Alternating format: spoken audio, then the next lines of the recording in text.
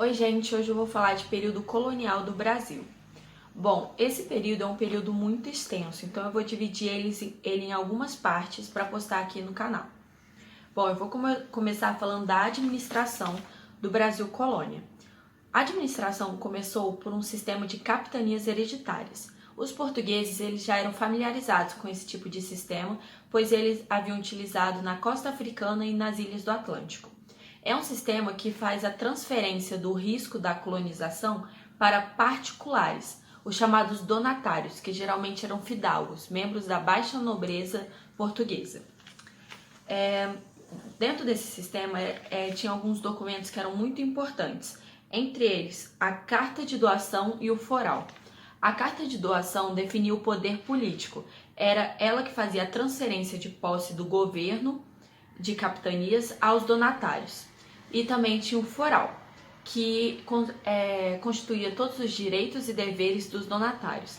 Entre eles, escravizar nativos, fundar vilas, administrar a capitania, proteger os colonos dos ataques estrangeiros e de nativos e explorar a terra. Eles só não podiam explorar o pau-brasil, porque o pau-brasil era um monopólio da coroa. Ok.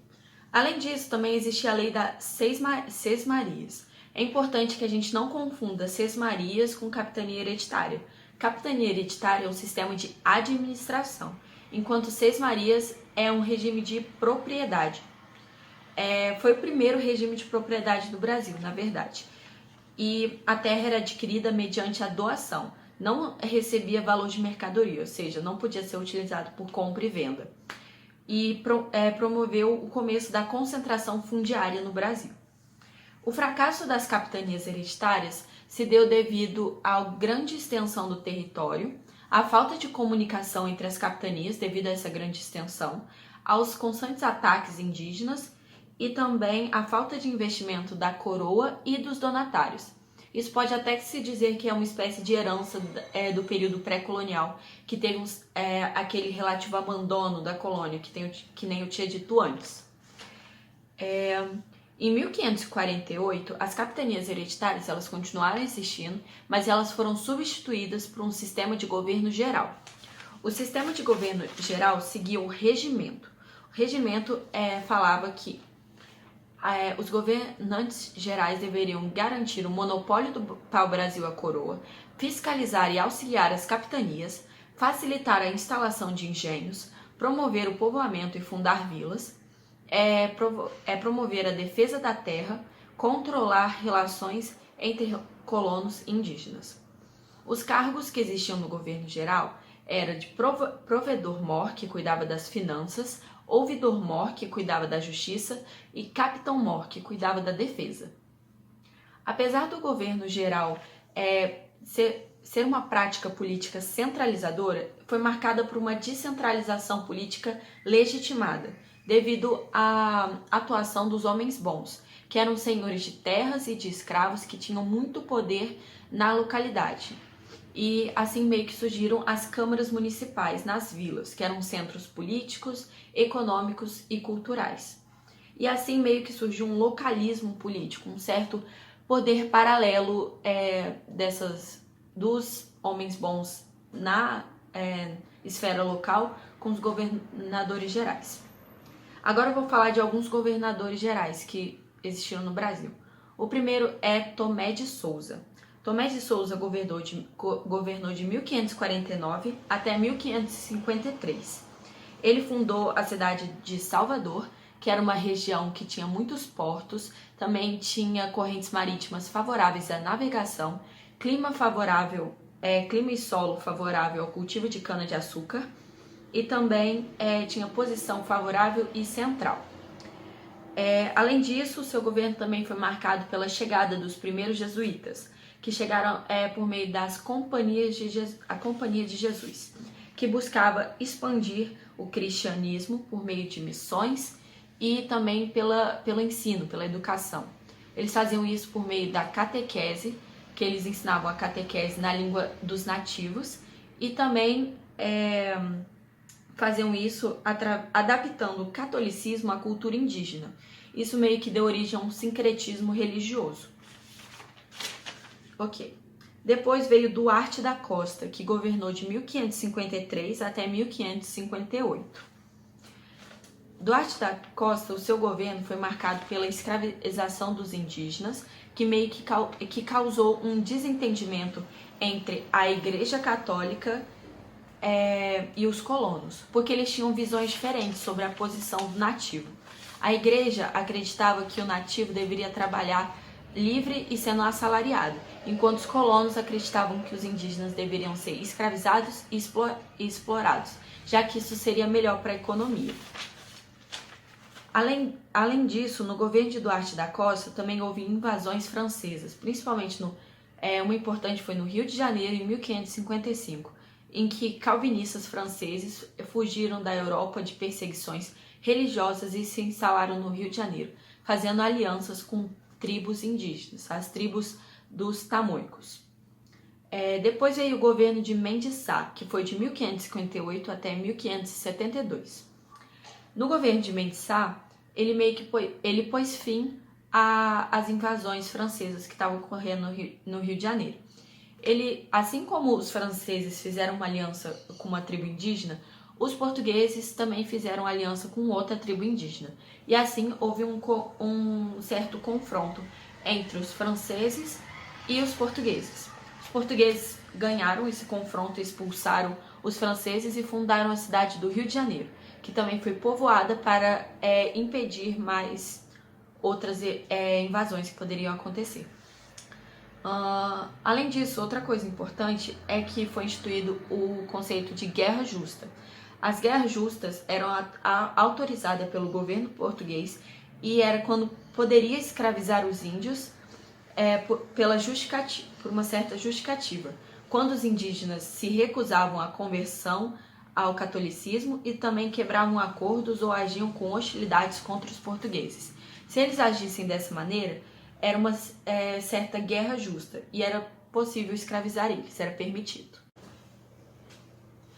Agora, pacto colonial era uma relação de subordinação entre a colônia e a metrópole, em que a colônia só podia comercializar seus produtos tropicais para a sua própria metrópole, tendo uma relação bem de exclusividade mesmo, e assim garantir os lucros da metrópole. A sociedade colonial açucareira era uma estrutura rígida e hierarquizada, que era controlada pelos senhores de engenho, que tinham muita influência econômica e política. As forças produtivas eram os escravos, que foram os indígenas até 1570 e também os negros africanos. Também existia pequenos produtores agrícolas que focavam no mercado interno e também certos trabalhadores assalariados, que eram para partes mais especializadas da produção do açúcar no engenho. Além disso, era uma sociedade patriarcal, rural e marcada pela miscigenação que infelizmente se dava pelo estupro. A escravidão foi a base da economia brasileira até o final do século XIX. Primeiro foi a escravidão dos indígenas.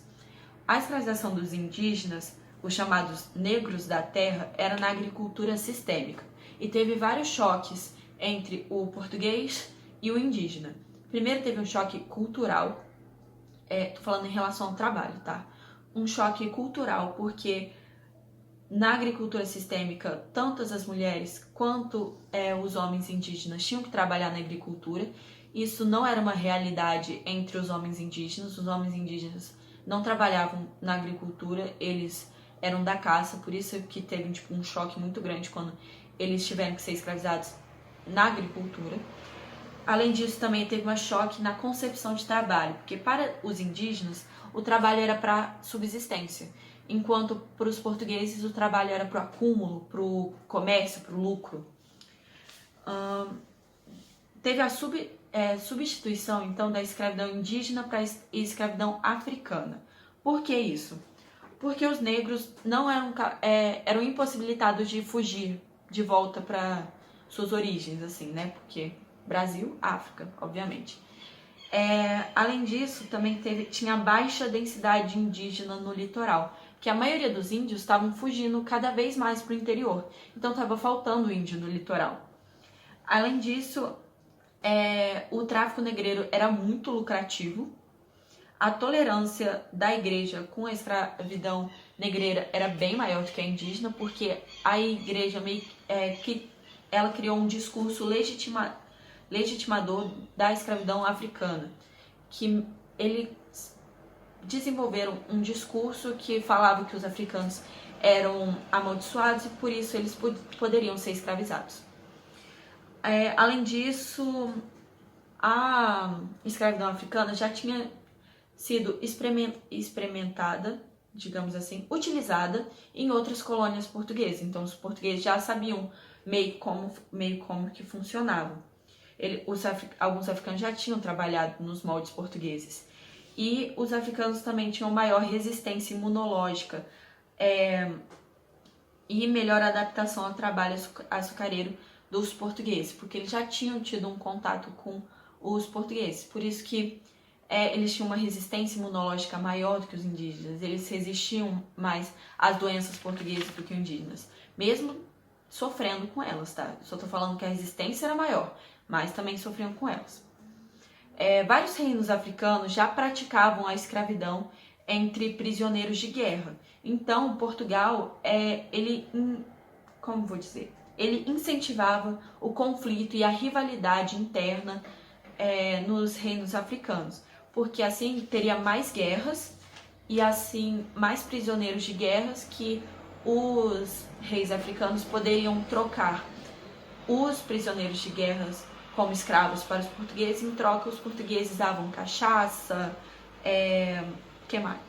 cachaça, armas, tabaco e outros produtos europeus.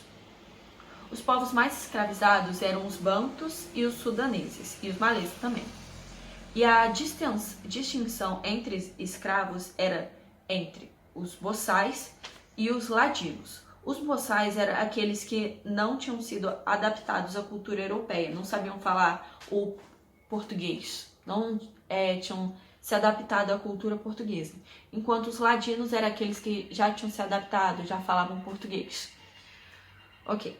Além disso, teve a mestiçagem, como eu já tinha falado, através do estupro, que gerava escravos mais claros, os mestiços, assim. As resistências agora. As resistências dos escravos foi por meio de revoltas, abortos, suicídios. No caso, se for pensar em Durkheim, é um suicídio altruísta, um suicídio por uma causa maior. Também fugas para os quilombos, onde podiam praticar suas culturas. Um exemplo é o quilombo dos Palmares, que sobreviveu muitos anos. E também o sincretismo religioso, em que era um meio de resistência cultural, pois eles mantinham e escondiam sua religiosidade. Mais uma coisa é que muitos senhores eles estavam tentando reduzir as tensões entre os escravos. Não eram todos, tá? Eram só alguns que faziam isso e tal. Em que vários escravos tiveram autorização dos senhores para utilizar as terras para um plantio em certos horários, ou podiam trabalhar nas cidades. Assim eles conseguiam um dinheiro e partia para os senhores, e a outra parte os escravos podiam guardar para um dia conseguir, às vezes, comprar sua carta de alforria e conseguir sua liberdade.